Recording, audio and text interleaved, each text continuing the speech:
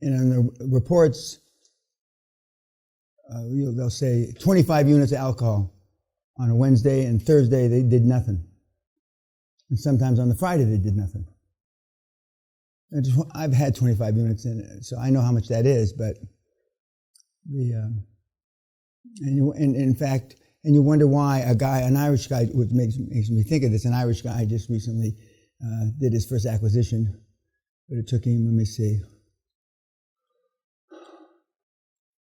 a year and, it's either a year, 4, 5, or 6 months, so it's 18, 19 months.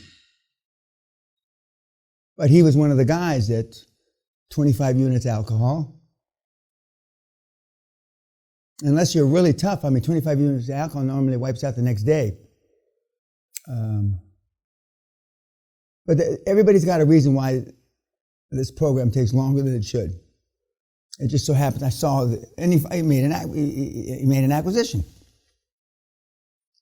But it took him 20 months. Whereas some of the kids do it in 20 weeks. We've never had anybody do it in 20 days. But we've had people do it in 45 days. But 100%, maybe not 100%, 98% of those people that did it in real short periods of time are working in excess of 120 hours a week. In excess.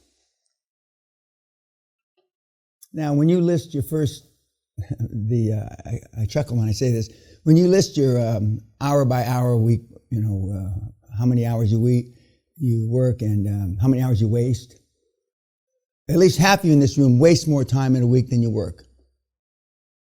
Probably 3/4 of you, maybe even 80% of you. And you don't know that. Some of you really think you're hard workers. And then when you have to list every fucking hour, every fucking minute,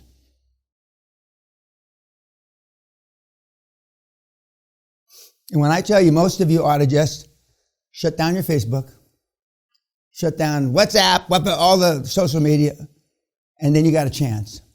But nobody does that. No, I won't say nobody. I'm exaggerating again. Remember, I bench pressed 400 pounds when I really only bench pressed 395. I'm exaggerating. But almost nobody will do that. When I tell you to change your phone number and never talk to your parents for 3 years. These are things that worked.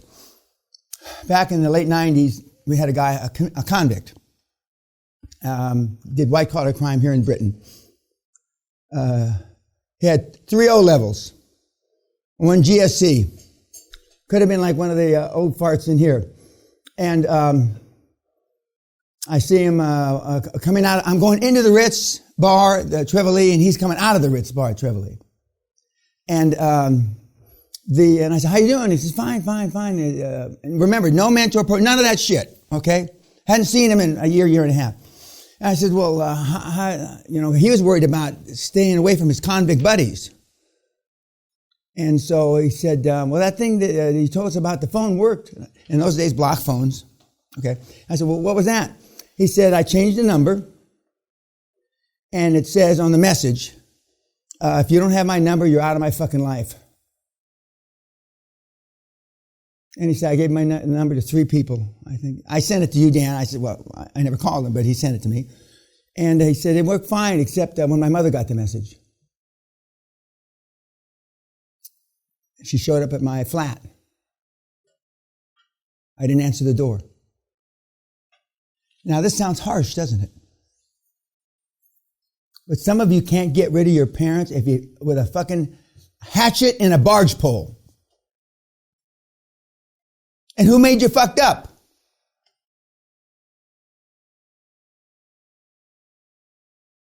And the changing the number, now, I didn't used to tell that story because I forgot about it. I got a million stories. But about 2 or 3 years ago, I started telling this story about him. And normally it depends on what happens during the week when I remember the story, because there's no set slide. But when I got this email from this Irish drunk who did a deal, and he's 99% ahead of all the cocksuckers that are listening on YouTube. But changing your phone number works like a fucking charm. Changes you. Your kids might not like it, but if you have kids. My children have to make an appointment to call me. I think I told you that, right? No, who did I tell that? Somebody. You, okay. And they call Kim, and when does Dad have time to talk? Or Skype. They don't call, Skype. I don't like Skype. Because it's not 100%, sometimes it breaks off, right? And, but I don't give $3 a minute or £2. Who gives a shit, If you're worried about a toll call, something's wrong in your life. You understand that? And they got a new thing called WhatsApp. WhatsApp, yeah. And that's free too? It's texting, yeah. Don't you see? Don't you understand? If you got to worry about that kind of shit, there's something not right with you. There's something not right with your life. Bunker Hunt told me 35 years ago, Danny, he says, if you got to worry about paying taxes, you're not making enough fucking money, boy. And he didn't mean boy like they call minority black people. He didn't mean it that way. But none of those guys, they're all dead now, and nobody calls me boy anymore, and nobody calls me Danny anymore. But guys, it just made me think of it. Okay, last night, you saw Steve. You saw, what else did you see? The lion. Christopher walking about the lion. Damn, okay. Let's start with Steve. What are some of the, other than, I think that's the third movie about Steve. There's another movie. Every movie that comes out about him now, since he's been dead, is worse. I hear the real movie's coming out next year. He's an icon. He changed the world. No question about it. But you equate, when I say you, I mean general public in the world, equate high performance with goodness. Stalin, Hitler, Mao Zedong, a few of the guys that I look up to vis-a-vis influencers of my life, were not goody two-shoes, were they? They were ruthless people. So let's talk about Steve. In the back corner. He's completely obsessed with the project and nothing else matters. Correct. Yes, sir. Focused, he had no fear. He had like zero fear of anything. Okay, and here's a guy, he's adopted. I don't know if they cover that in the movie, but he's adopted. He went to school for, depending on what story you want to believe, 3 days, 3 hours, or 3 weeks, and dropped out. Okay. Yes, you. Laser beam focused on his goal, and no one could deter him from what he was thinking. It was really hard to get him off. I may be wrong, but I'm never in doubt. Don't confuse me with the fucking facts. I'm not interested in facts. And you'll see me write that in your reports. I don't give a, because when you're explaining why you fucked up in your reports, whenever I see the word but, I don't read it. I'm not interested. You fucked up, you fucking vagina. I don't care why you fucked up. Okay, what else? Yes, sir. The world seemed to, in Steve's mind, revolve around him. Oh, amen. It was about Steve, even when it wasn't, like the cover of Time magazine. It's in his mind, it all revolved around Steve. Elon, Bill, almost all those guys, the world revolves around them. They think they're the center of the world. We're going to read some confidential emails that have been released to the public, unbeknownst to them, where they talk about, the world is, I'm the center of the universe. Some of the, yes, sir. The musician plays the instrument, the conductor plays the orchestra. And you are now know the difference between the oboe, the flute, the tuba, but there's only one thing that you're going to play, and you're the conductor of this. And most of the other financial instruments, in fact, all except one, we don't need in the beginning. All we need is commercial debt and a motivated seller. What else about Steve? He was vindictive. Like, he always took revenge. All of them do. They don't call it a black book. Now, when I had a black book, it had girls, this one's good for this kind of sex. And I mean, but that was my black book, okay? But now, I mean, they don't have a real book.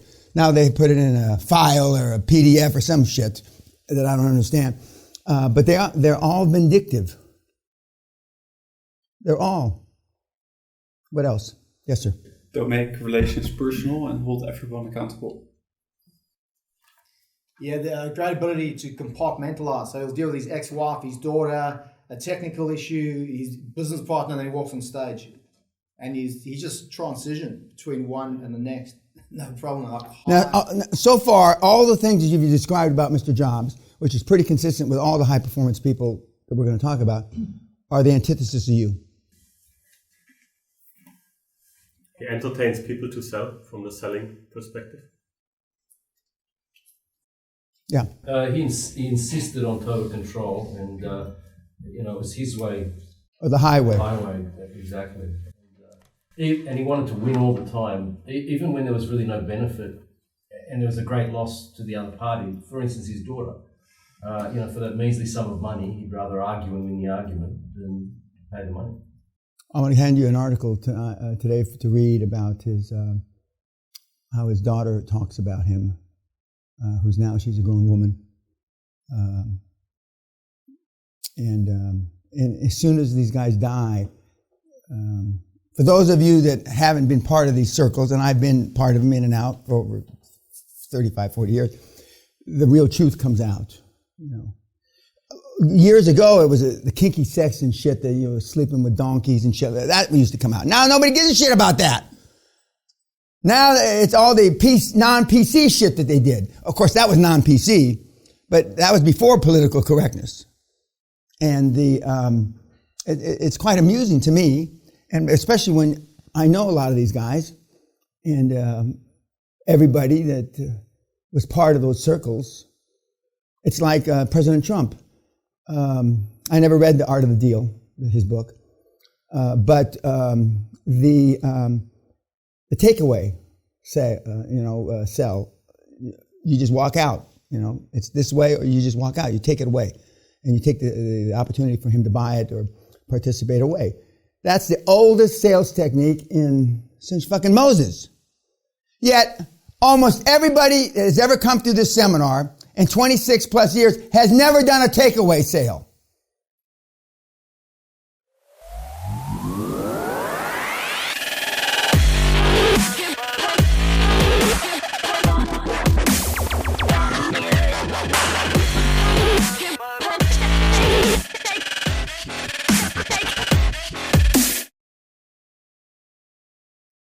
No, I mean, zero. We used to keep track. We don't keep track anymore. After we did 7, 8, 9, 10 years, that we never had a takeaway sale, and anybody ever came to the fucking seminar. I guess nobody ever did it. So next, we'll ask another question now. Because you're so afraid, you work so hard to get that, not a prospect, but a suspect.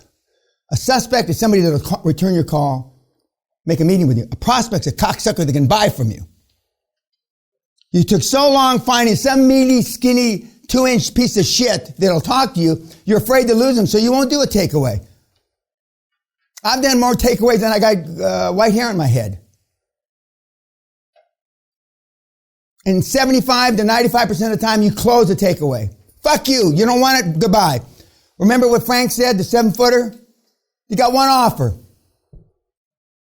And even though you heard this from me, you heard it from successful mentee after successful mentee before the week's over, you still won't do it.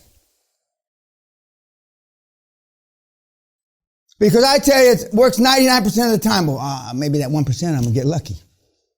And then I'm not going to go find a prospect. There's 2 or 3 of you in here that think you know how to cold call because you're in some kind of sales. Well, if you knew how to cold call, you'd be rich.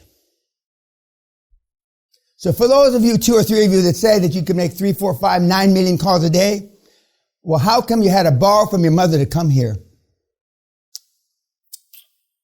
How is that possible? If you know how to sell and you're not getting as much ass as a fucking rock star, I guess you don't know how to sell. I got more ass than a bus station toilet seat, if the toilet seat wasn't fucking ripped off. A lot of bus stations, they are ripped off. What else about Steve? Yes, sir. His view of the past. For some past successes, he was totally unattached. Past failures, totally indifferent. Because we, guys like us, we live in the moment. I can't fix what you did wrong before you got here. If I get down in the hole with you, the hole, of desperation that most of you live in, I can't help you. I can only, from the time you got here forward, I can change some of your belief systems. If you're 30 years old, you've been around about 250,000 hours. Well, this week can change those 250,000 hours if you immerse yourself. Now, you've heard the guys and the gals so far say they immerse themselves. They've used different words. The French girl said it a little differently. But it has to be an obsession. You have to be, I already said this, you have to be like a born-again fucking zealot Christian, a born-again zealot Muslim, a born-again, you got to be totally. And for those 2 or 3 of you that got some money, that's very hard to do because you're already happy. You're already in your comfort zone. And you've been in your comfort zone a long time. You want to make more money as long as I don't have to take any risk. That's basically it. For those of you who got a few bob. And the system will work. It's not going to work in, like Josh did, but it'll work. What else about Steve? Yes, sir. He had no sympathy. He also had no empathy. He and I share that. You have no idea how fortunate you are when you have zero sympathy and zero empathy. It's like when that girl fell over and cracked her head, cut her head open, and half the room wanted to get up to help her. Sit down! I just kept rolling on. We had to replace the fucking carpet too. She fucked up the carpet with her blood. If those of you are going to shit your pants, try to hold it as best you can so you don't fuck up the chairs till you get out to the toilet. We haven't had anybody shit their pants in a while. I got to turn up the heat the rest of the week, I guess. I got to turn up the heat. Anything else about Steve? Okay, you saw, in addition to that, you saw Dan, who is actually coming to the seminar next month. Came to me in 2003, spoke broken English. He flew from Vancouver to Los Angeles, where I was. And I had breakfast with him. I don't do breakfast or lunches, but, he got a special, if you fly with it in 7 hours or 8 hours, you get, you only have to pay $40 for the flight, some shit. So anyway, I made an exception and I had breakfast with him. And he brought me, which I still have in my office, a brass frog on a special fucking Chinese fucking rock, holy rock, or some shit, I don't know what it is.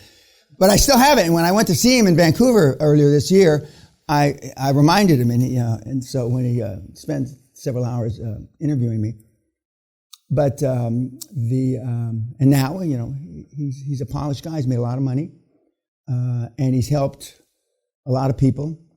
But what are the takeaways about Dan? Yes. So simulation, like one of the credos, like if your self-image, like if you're not, for example, if you're not a closer, if you're not, if you don't see yourself as a real entrepreneur that's going to be successful, you're never going to be successful. If you don't see yourself as high performance from day one, you're never going to be high performance. Correct. And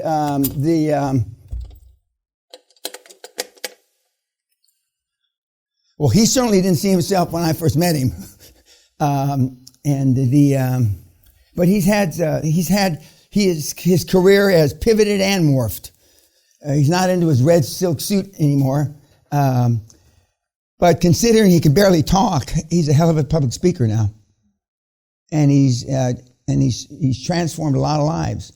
And he has a lot more of a following, as does Brian Rose, than I do. But when you count some of the guys that I've taught, mentored, coached, whatever word you want to use, I have touched millions of people, as I alluded to yesterday. What else about Dan? Yes, sir. So that most people, when they start to get setbacks, they lower their goals. Correct. And that's what you should not do. Correct. And when I was there with him, and he had his little 10 or 11 ninja assistants there, And they all look like from a ninja movie. I don't mean that in a disrespectful way, but I mean, they all look like, they ought to be wearing black masks and jumping from the fucking ceiling, And he certainly understands now to raise the bar. And you were taught, or most people are taught, set goals that you can make incrementally, and so you're not disappointed if you don't reach them. Now, I don't know a few years ago I tried to research who actually came up with that horse shit. But it's nobody, they go like this. Nobody takes claim. Normally somebody takes claim for everything, but nobody takes claim for that. Because it's just so, if you apply that to athletics, it's just the antithesis. Of course, we pulled our kids out of athletics. They just started to have participation ribbons. Just started that. And then if you got ahead 6 runs in baseball, they call the game, and they just started that, and we pulled the kids out of athletics. Because that's the last thing that I want our kids especially, I'm doing it for participation. And I alluded to it yesterday. Some of you in this room have run a marathon, or attempted to, or walked a marathon. You can walk a fucking marathon in 5-6 hours. You don't have to fucking run. You don't have to break a sweat. But a lot of people run or participate in marathons for the experience. I believe I know what they're trying to say, the experience. But one of the things I say is the last fucking thing I need is more experience. Okay, YouTube, thank you.